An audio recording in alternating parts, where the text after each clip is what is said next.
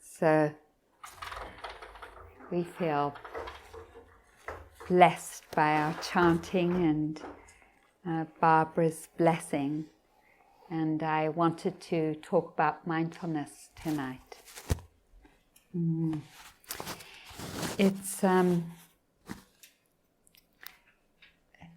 so beautiful to me that the Buddha's teachings aren't just a philosophy, but actually came from his direct and personal experience.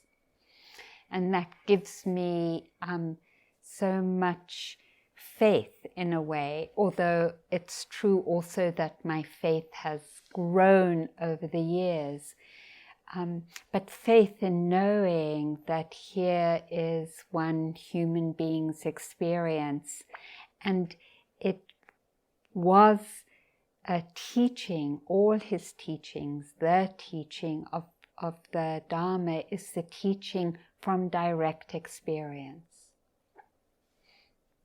And so after he had sat under the Bodhi tree and his mind had awakened fully, he offered the teachings of the Four Noble Truths. But I want to read what he said about his awakening, because there's different ways for us to contemplate it as well. And it feels like it's, in a way, whenever we hear the teachings, where we call in and remind ourselves that these are about the ending of our suffering, not just each of us here in this room, but the ending, the possibility of the ending of suffering for all beings. And that includes the ways that we, in our understanding as social justice activists, however we understand liberation and awakening, that includes the ground of being for that activism.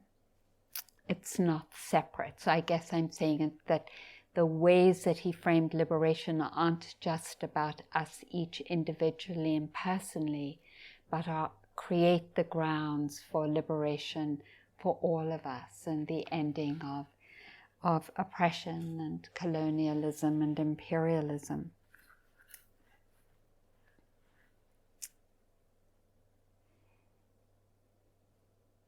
And so when I think of that, I feel so moved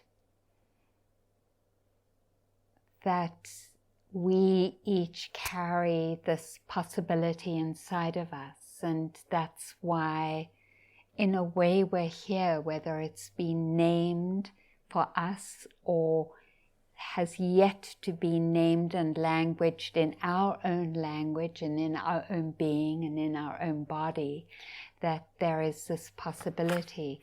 So this is what the Buddha said in the Samyutta Nikaya, the Samyutta Nikaya. Freedom is the unfashioned. And I know he wasn't thinking about the fashion industry, but which also has beautiful design and fabric, and there's something also beautiful about it, but also that fashion of what is the fashion, that construction that takes or can take us away from what is my expression, not just what is fashionable, but what is my true expression. So he said it's the end of it is the end, the affluentless, the true, the beyond, the subtle, the very hard to see, the ageless permanence, the undecaying, featuresless, non-differentiation peace, the deathless, the exquisite bliss, solace, the exhaustion of craving and clinging, the wonderful, the marvelous, the secure, security, nirvana, the unafflicted, the passionless, as in being caught in desires, the pure release, the non-attachment to anything, the island, the shelter, the harbor, the refuge, the ultimate.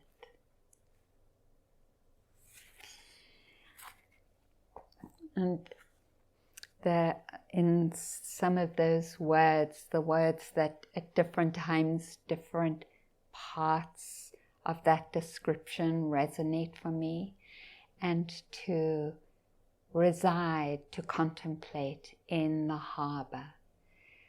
You know, in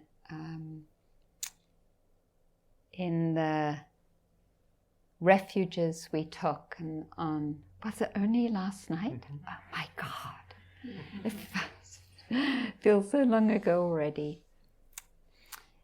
Taking the refuge was orienting towards this description of where are the places we seek a harbor and a refuge that aren't really a refuge, and where is the real refuge? Where is our real harbor? And that's such a beautiful inquiry for us, because it's saying, where is my real and true home? Where is my home? And for some of us who have been immigrants, and this isn't the country where we were born in a way, at least for me, having lived in different countries, that's been even an ongoing question for me, because no country, once you've left your home for a period of time, that isn't quite your home, because here I have lived in the United States for quite a long time. I lived in Israel for quite a long time. I was born in South Africa and I lived there for my first 11, 12 years. And so it's like, where is my home? Where is our home? And the Buddha himself had that question.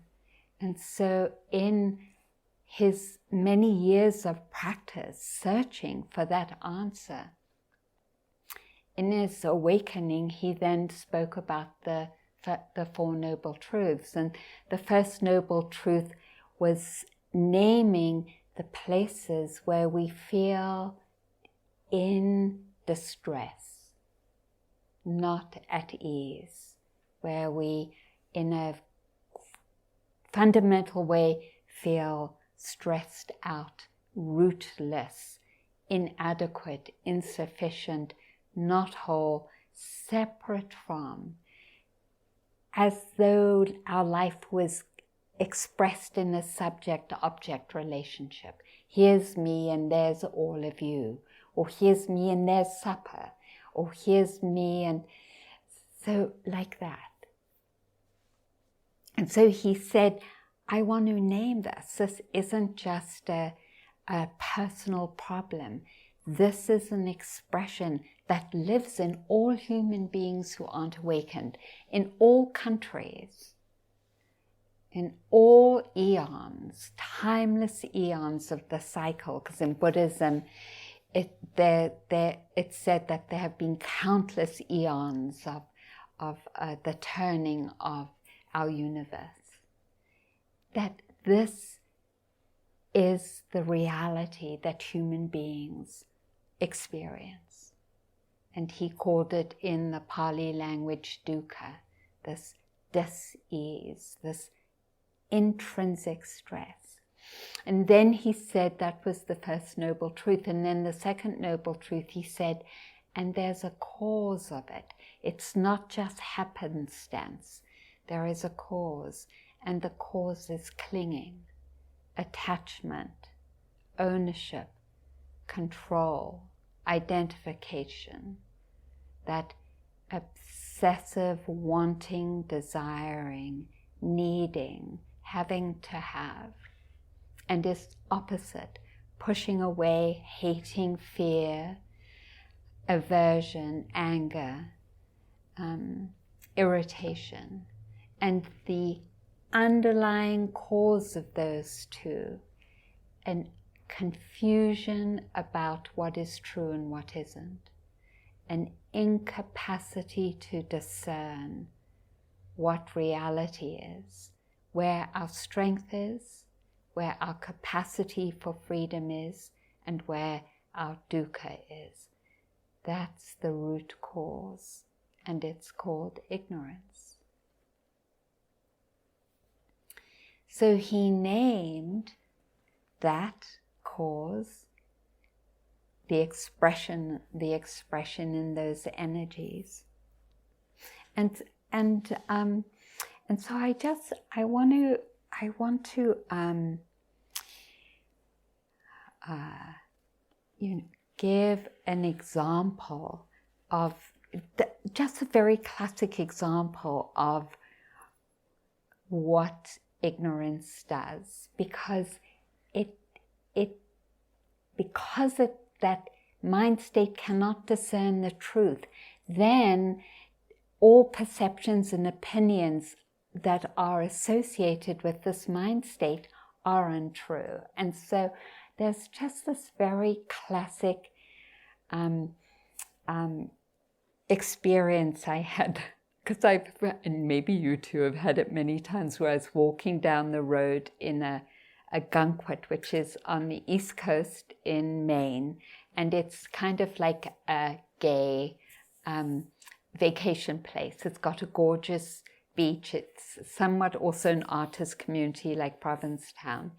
And my wife at the time and I were walking back from the beach, and we just had, it was like perfect ocean, great surfing, and we had our boogie boards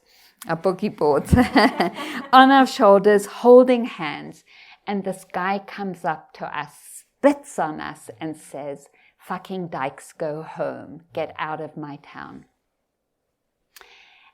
And it was so amazing, because in that moment, I was so like in my body from the ocean and the day at the beach, and I was on vacation.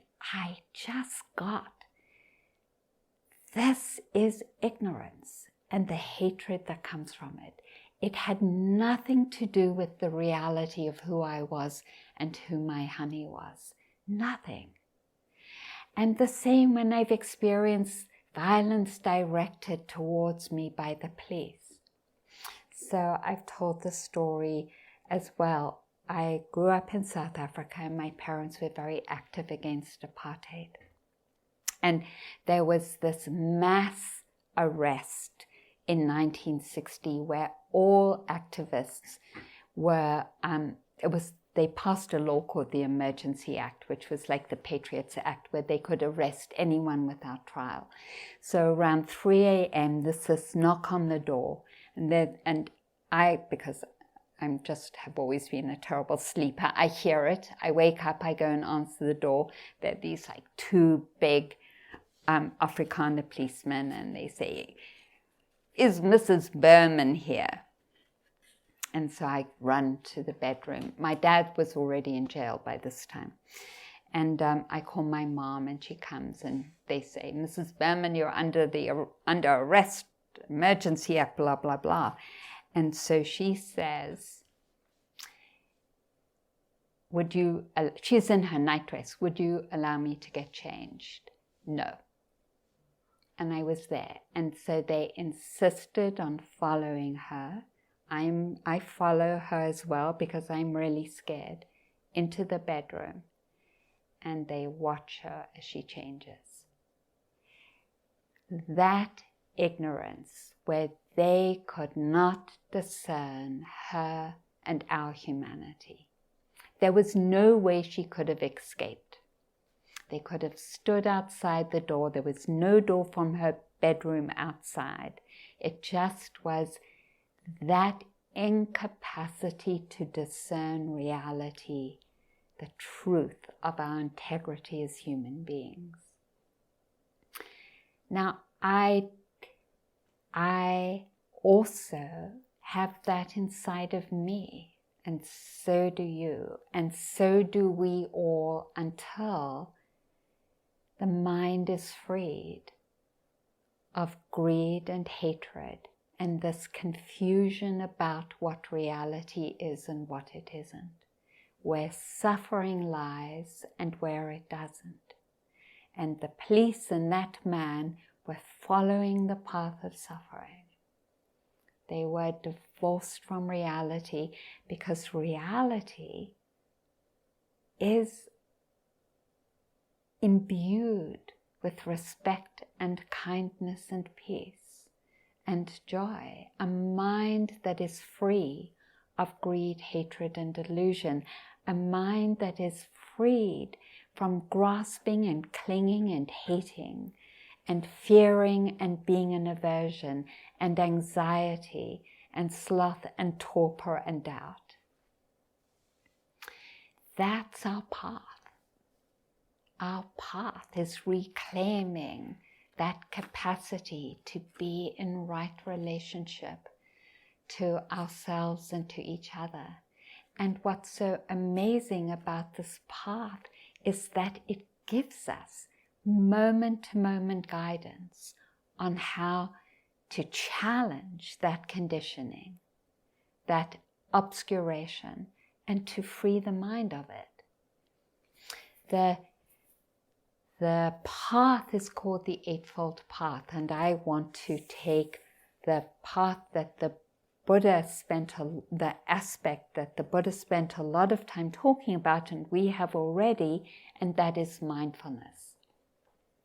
Mindfulness is a quality that lives inside of us as a capacity that we can grow, and that is the key leader of all the other energies that become the condition for liberation.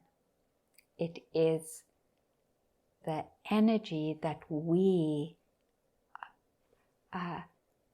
follow, that becomes our guide.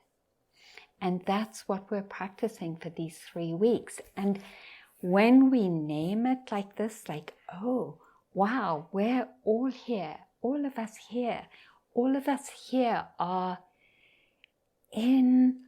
gathered towards this practice of claiming, growing mindfulness, because it is the leader of all the factors that, when they come together in our mind-heart, will open us to the experience of this peace and of the truth of ourselves as we really are. So in that way, we could say how special it is to come together as a Sangha and to devote ourselves to this cultivation of this quality of mind. Okay. So that Ian spoke beautifully this morning about the first area that that the Buddha invited us to be mindful of, the body. And there's some other areas too, 3 other areas or parts of our lives. And we'll talk about those. In the morning instructions. But today I want to talk about the different aspects of mindfulness.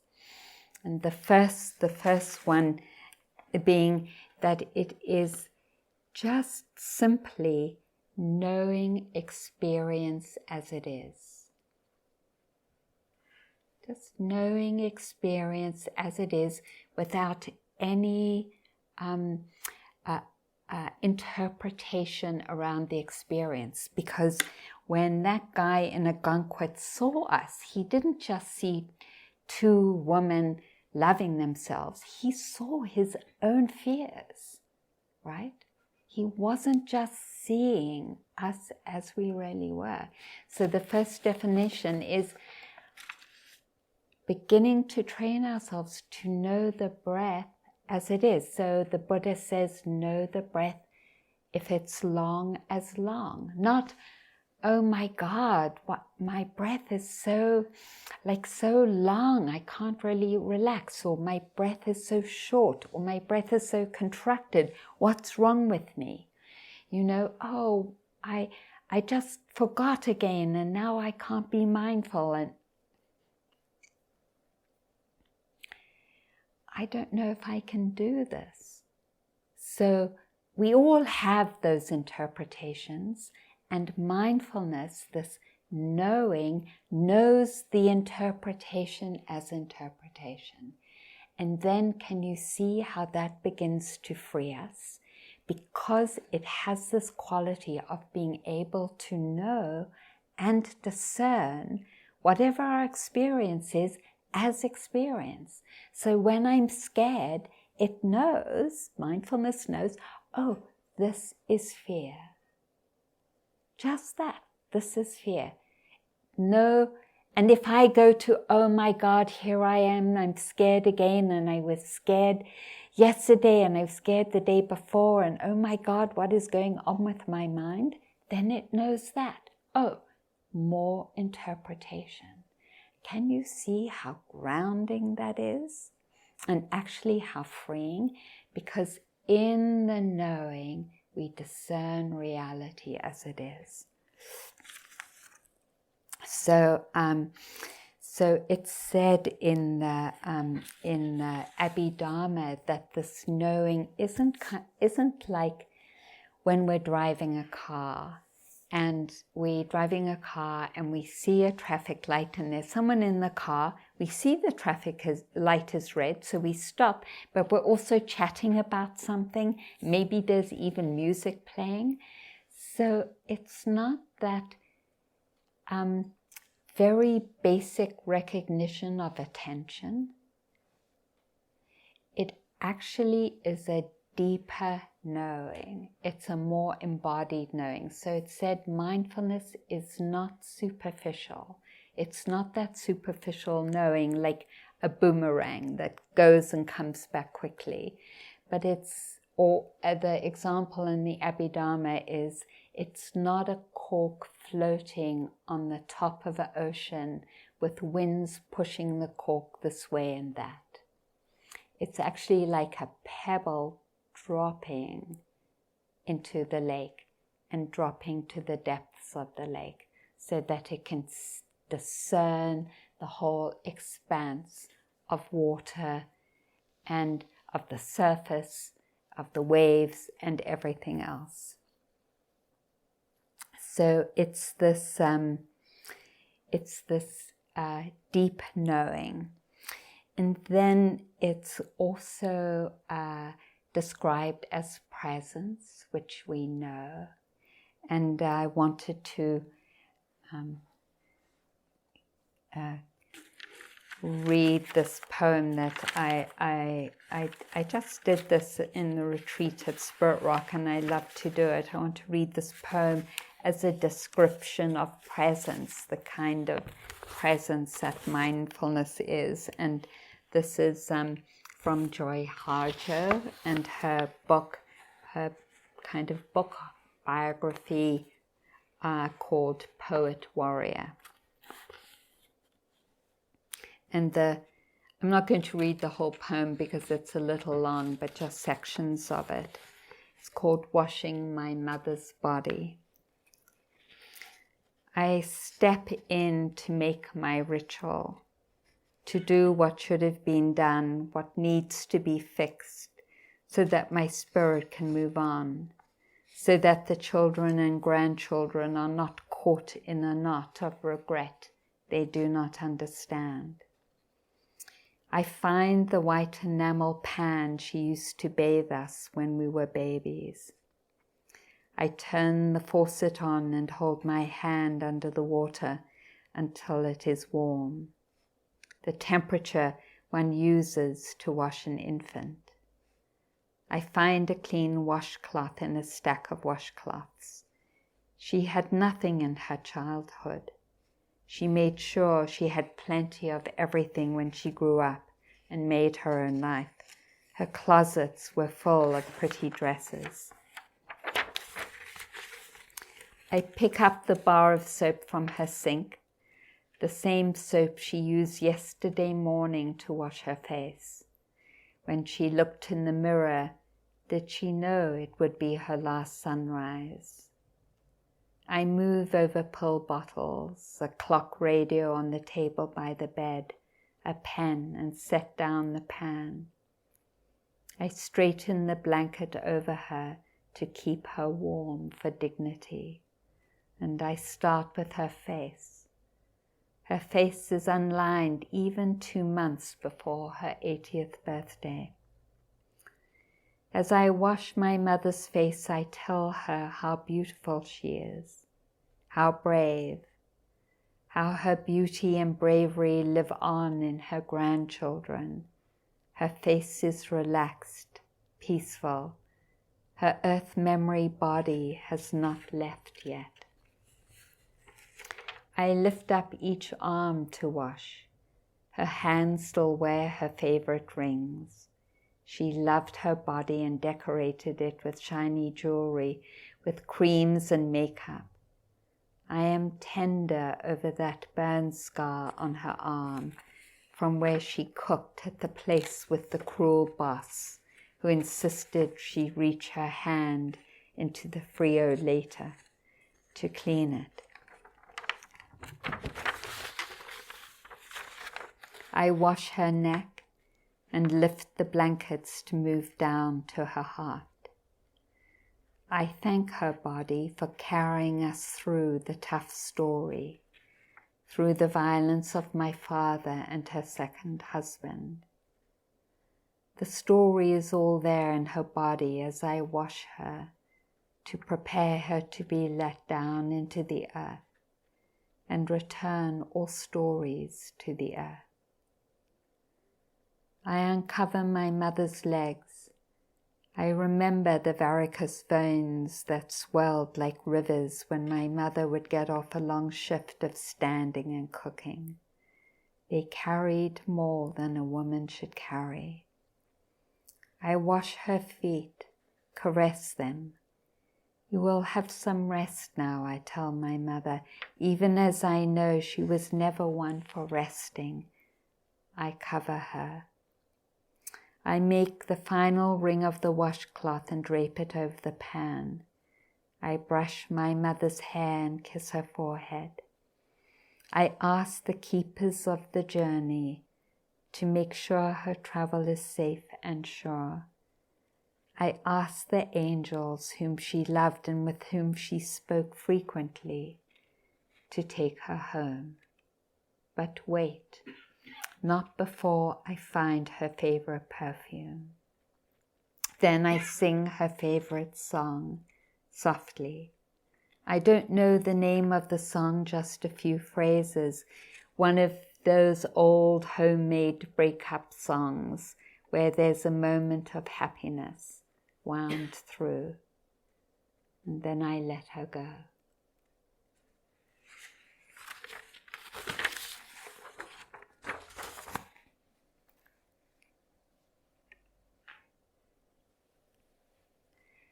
Mindfulness is that caring, that intimacy, that touching in the present moment. The connection, the way in that connection we hold the experience with care, the way when we connect with whatever it is in our body, it's touching with our presence, holding and contextualizing it, not just in a way, this breath, it is this breath, but this breath in this body, with these stories, in this life, with my varicose veins, held in all the songs I've seen and all the violence I've seen in your songs, in your youthful or not so youthful bodies, your varicose veins or not. When we bring this kind of mindfulness, we're touching that moment clearly, this in-breath, but in this comprehension and context of this whole life, with this caring, even with our angels or ancestors holding us in the moment as well. Yeah.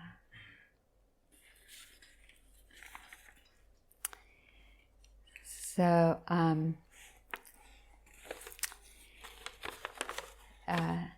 then the Buddha gives an example of mindfulness as this mindfulness without interpretation. I should have said this after my story of a gunkwit. So, but never mind, we can weave in the textures and of mindfulness.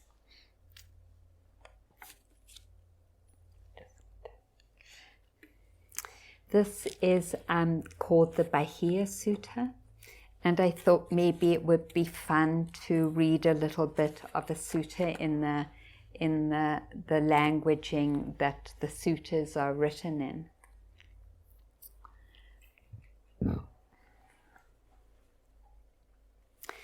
So this is a sutta about the knowing of our experience, just in that intimacy, directly as it is. And this is how the Buddha, I'll give you the whole story. Thus, I heard at one time the Lord was staying near Savatthi in the Jeta woods at Anapadinka's monastery.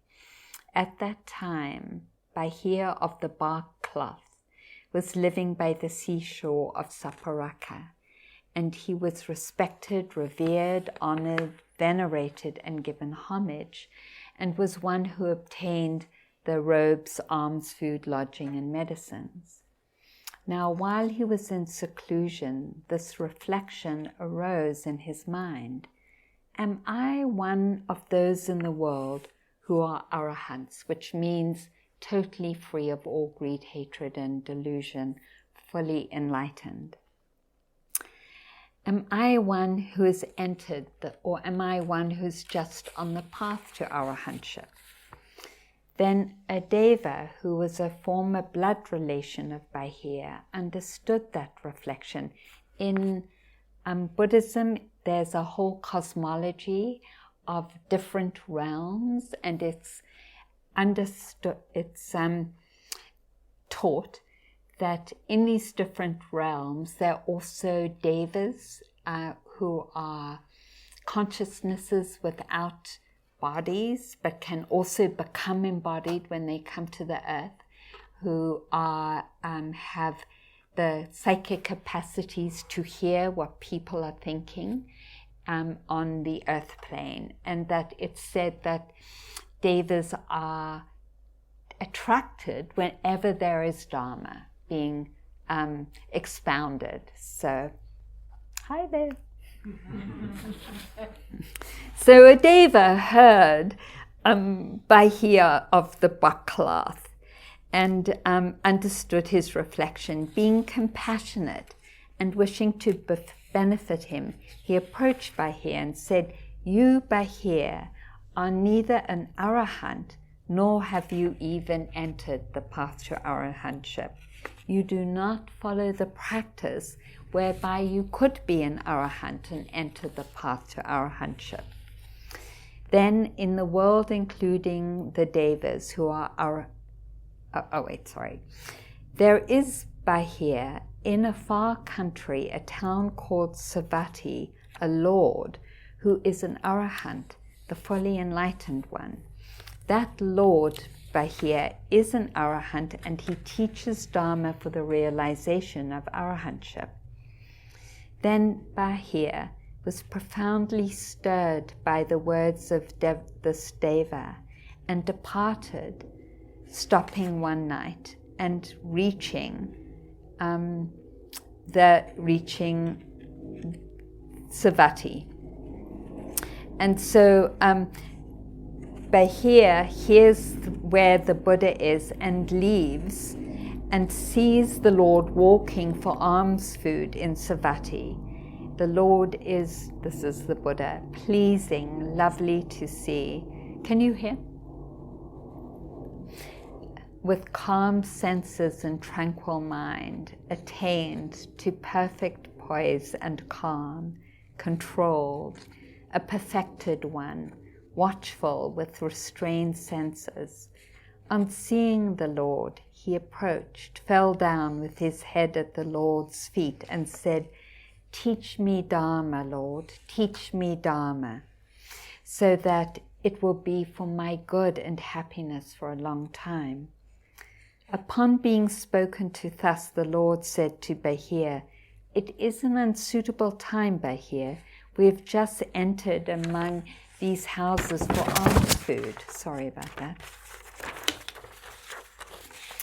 A second time, Bahir said to the Lord, "It is difficult to know for certain, revered Lord, how long the Lord will live, or how long I will live.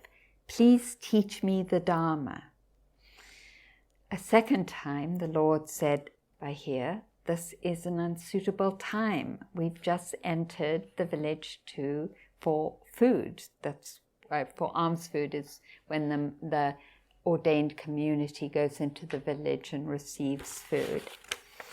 A third time, Bahir says to the Lord, "It is difficult to know for certain when I'm going to die and when you're going to die. Lord, please teach me the Dharma." So the Buddha says, "Herein, Bahir, you should train yourself thus. In the seen will merely be what is seen. In the heard will merely be what is heard. In the sensed will merely be what is sensed. In the cognized will merely be what is cognized. In this way you should train yourself, Bahir. When, Bahir, for you, in the seen is merely what is seen, in the cognized is merely what is cognized, then, Bahir, you will not be with that. You will not be with that, as in identified with it.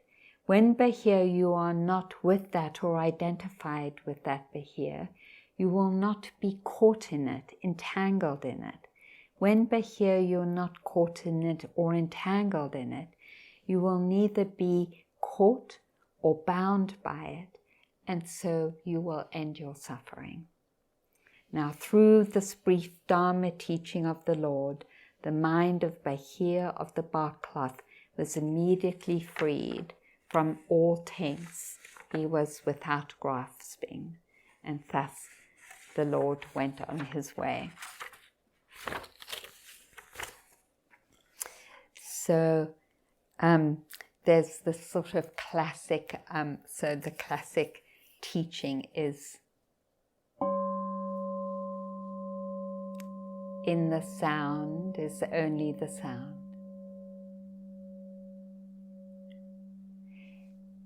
If we're just there with the sound, then it isn't, oh wow, that's such a beautiful bell. I wonder where they got it from. This is me. That's what I thought when I first heard. Oh, I went to Nepal and I couldn't find any bell like that. I must remember to ask Ruth where she got that bell from. And so my mindfulness was out the door.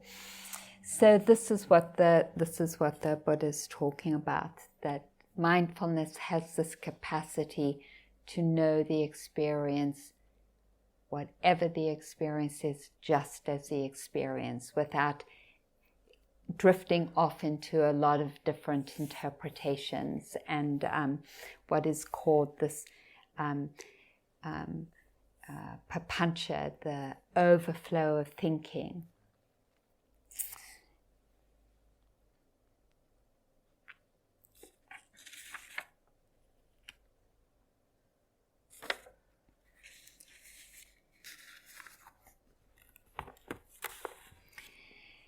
And then there's this mindfulness is considered also has the quality of protecting us from harm and danger.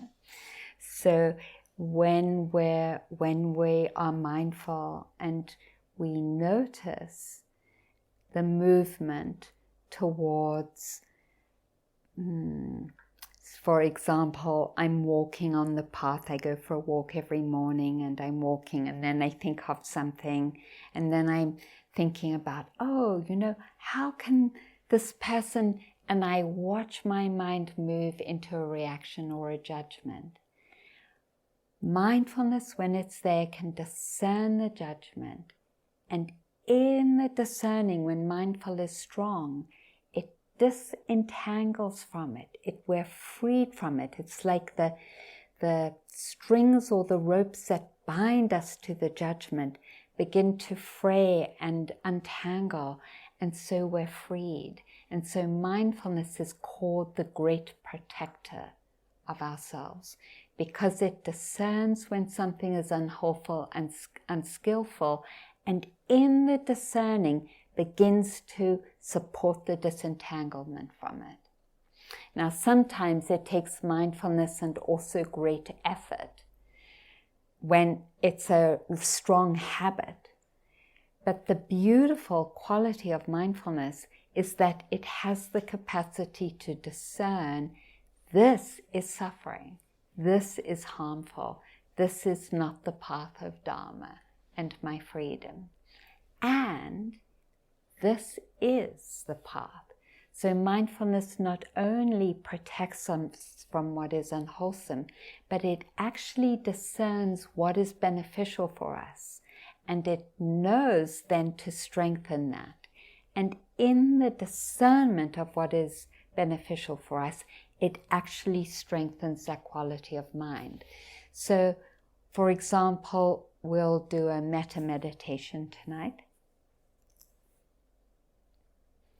Or guided, you'll have guided meditation to send you to sleep. When we're present with it, in the presence, in the field of presence, with metta as a guidance, the metta is strengthened. So mindfulness has this amazing quality of strengthening the beautiful energies and of reducing the strength of the harmful energies. And this is why it's called the great protector. Okay, so I know that I've been talking a long time, and to say that there's so much more to say about mindfulness and why we're cultivating it. Let me just see if there's anything that's... so it has this beautiful quality of protecting us. And then it has a beautiful quality, so I won't give any more examples, I just say it has a beautiful quality of stabilizing the mind. So this morning Ian talked about the capacity of being present and collecting the mind to a focus, and collecting it to know our experience, the breath or body sensations, eating, walking, any moment. In that knowing and connecting with our experience, we're beginning to build stability in the mind. And why is that important? Because if the mind isn't stable, it's impossible to discern what's going on. So when we talk about confusion and ignorance, the grounds for confusion and ignorance is a mind that isn't stable. And the suttas give the example of a lake. If a lake is very turbulent and like there are a lot of waves because of the wind, you can't see to the bottom. So you don't have the conditions to discern what your experience is. So the continuity of mindfulness builds this beautiful stability that then creates the conditions for insight. And so that's mindfulness as stability. And then I'll say lastly, mindfulness as investigation. Like mindfulness has the quality of investigation. So, if something's going on, like let's say I'm in a bad habit. One of my bad habits is that I go to bed late, much too late. And so, I'll be good, and then I'll notice that I'm just like the last 2 nights, I've just been going to bed so late. And so then I'll be like, okay, so what's going on? That quality of inquiry and investigation. What is happening? Not like thinking about it, but more like what's up? And then dropping the kind of conceptual part and being present for that alert interest. What's happening? And usually what's happening is that something has gone on and I haven't acknowledged it. Some feeling and I haven't acknowledged it. And when I don't know if this is true for you, but when something hasn't been acknowledged, it kind of moves out and expresses itself in one of our defended behaviors, right? So mindfulness as the quality that inquires and investigates. There is a teacher called Upandita who went into a monastery when he was 8 years old, and then became one of the most renowned teachers in the lineage of Mahasi Sayadaw. And he defines mindfulness as confronting the experience, confronting the object, immersing the object and penetrating it. And he says that's the definition of mindfulness. So turning towards the experience, directly confronting it, as though we were walking along a road and we see someone that we think, oh, is that Jennifer? And you're like, is that Jennifer? And you're really like alert and you're checking out this person's, like, is that Jennifer's walk? And then they're coming towards you and you're checking out, is that Jennifer's face? Like you're really turned towards in this open, what Upandita calls confrontation with the object. And then you're like, in that confrontation, your awareness is immersing, just noticing everything about this object, this Jennifer in this case, or breath, or pain, or anything, or flavor, or sound. And then it said that the whole experience is known. And so, yes, that is Jennifer, right? So confronting the experience. We could also say, and this is from Analio, who is someone who has studied the Dharma a lot, a monk who is also a wonderful practitioner, who talks about mindfulness as standing by and companioning.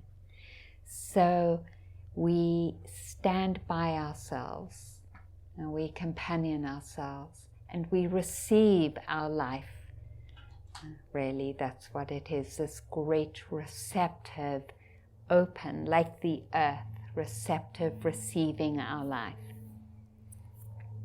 All this to say that mindfulness is not just one thing. It has this capacity to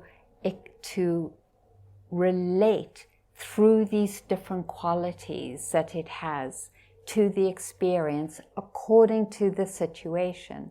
So sometimes if we're gung-ho, I'm going to get this, then mindfulness discerns that there needs to be more receptivity.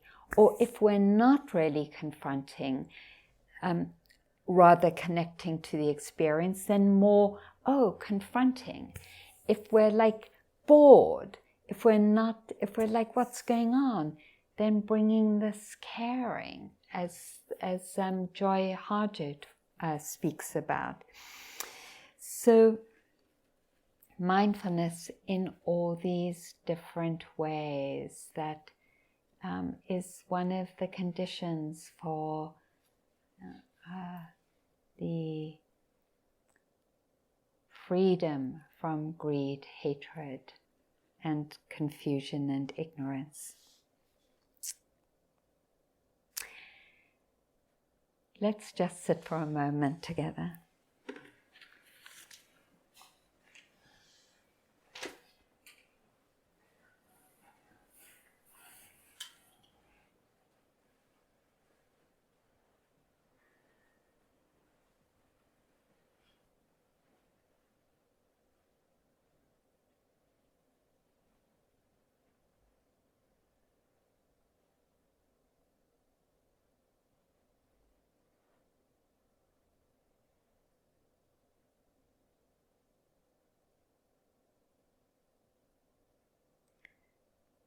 The experience and knowing it just as it is for a moment.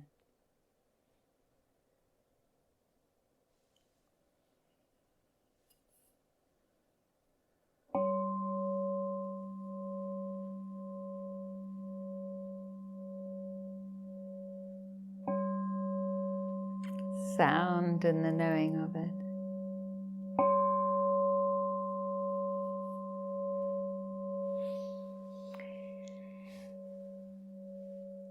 You have a question? Oh, you're just putting your hand up. Okay. Thank you for your listening online, Sangha. Thank you in person, Sangha. Thank you for hearing a little bit more about the technical aspects of what we're cultivating.